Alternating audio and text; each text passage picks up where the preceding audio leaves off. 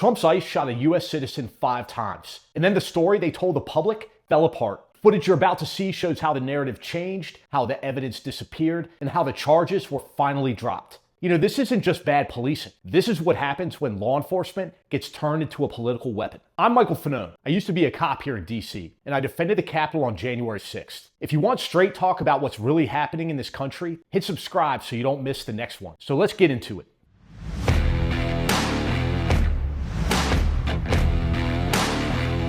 Here's the CNN segment on what happened to Miramar Martinez in Chicago. She's the 30-year-old U.S. citizen who ended up with 5 bullets in her body during a Trump-directed enforcement surge called Operation Midway Blitz. Can I show them? Yeah. Okay, so I was shot in my arm right here, and then it went through my tricep, and then it grazed the side of my chest. Reminders of what could have been Miramar Martinez's last day. October 4th, the Department of Homeland Security claimed she rammed a Border Patrol agent's vehicle in Chicago with her car before that agent got out and shot her multiple times. She says she was on her way to donate clothes until she saw what appeared to be federal agents, already becoming a familiar sight in Chicago's neighborhoods. So I started beeping my horn. As a Mexican-American, first-generation USA citizen, I felt it was my responsibility to let my neighborhood know that ICE agents were near. They turned out to be Border Patrol. So I just got next to them and I was like, get out of here. And I was just like honking.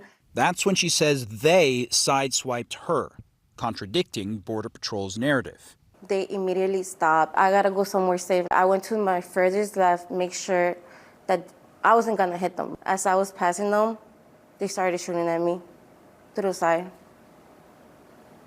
The agent got out of his vehicle and shot Martinez 5 times. So stop here for a second. When you're a cop, your first report matters. Your justification has to be airtight. But listen to what DHS originally claimed happened. That she rammed a federal vehicle, boxed in agents, and pointed a gun. Now here's where everything starts to fall apart. The criminal complaint, the document prosecutors actually filed, tells a different story. No gun, fewer vehicles, a totally different sequence of events. As someone who's written hundreds of use of force statements, that kind of inconsistency is a red flag the size of a billboard. So let's roll the next part. CNN shows text messages from the agent who fired the shots, saying I fired 5 rounds and she had 7 holes. She was charged with forcibly assaulting and resisting or impeding a border agent and labeled a domestic terrorist by the Department of Homeland Security. And then, over a month later, in what became a critical court hearing, the agent who shot her, Charles Exum, testified the collision was more of a hit, not rammed. Then, these text messages came out where he appeared to be bragging about shooting you. Read it, 5 shots, 7 holes, put that in your book, boys. You were sitting right there. What type of agent brags about it? This is what the administration has out in the street. For 15 years, I was a federal prosecutor. I worked every day with FBI, DEA, DHS. I have never come across an agent like that, and it's something that's embarrassing to me as a former federal prosecutor. That's not how a professional talks. If you're bragging about shooting a citizen, you shouldn't be carrying a badge. Next clip. And here's another major problem. The federal vehicle they claimed was rammed wasn't preserved. It got shipped 1,000 miles away to Maine and repaired. Once you alter that vehicle, you've altered the evidence. Thursday night, there was suddenly a major shift. The case was dropped, and at the request of the prosecution. Despite the case being dismissed, DHS stuck to their original accusations. On October 4th, Border Patrol law enforcement officers were ambushed by domestic terrorists that rammed federal agents with their vehicles. The woman, Miramar Martinez, driving one of the vehicles, was armed with a semi-automatic weapon and has a history of doxing federal agents. We will not allow domestic terrorists to attack our law enforcement.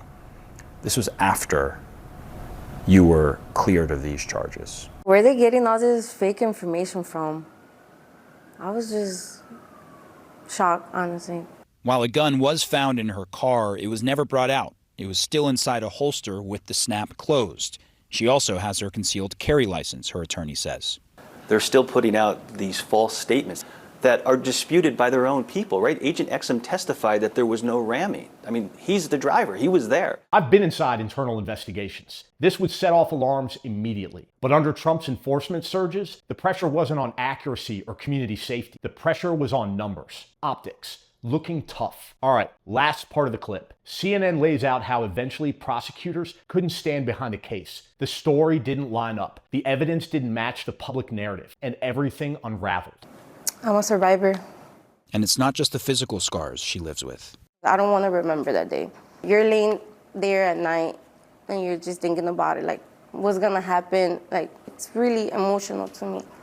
So it's like, it's hard for me to talk about it, but I'm trying. And remember, this was a case that the FBI director, Kash Patel, was tweeting about with the wrong video, by the way, in a tweet that is still up. I asked the FBI about it today and they didn't have a comment. But remember, this case was also cited by the Trump administration as part of their appeal to the Supreme Court as for why they believed the National Guard needed to be here. So a case of extreme significance and a major development. Martinez is just ready to move forward with her life, John. Here's the truth. The Trump ICE narrative about this shooting didn't hold up, and federal prosecutors just dropped the charges against Miramar Martinez completely. A woman gets shot 5 times. The agency's story changes, evidence moves, the shooter brags about it, and the case collapses. From my years of wearing a badge, if you shoot someone, your justification better be rock solid. When it's not, you destroy trust in law enforcement. And when an administration pushes political pressure, on top of that, operations get sloppy, accountability gets weak, and people get hurt. This is the kind of policing Trump wants to expand nationwide. Bigger raids, more militarized teams, less oversight, less truth. What happened in Chicago isn't a one-off, it's a warning. And if this is the model, we're in for a hell of a lot more tragedies like it. I'm Michael Fanone, thanks for watching. And if you haven't yet, hit subscribe so we can keep breaking these stories down together.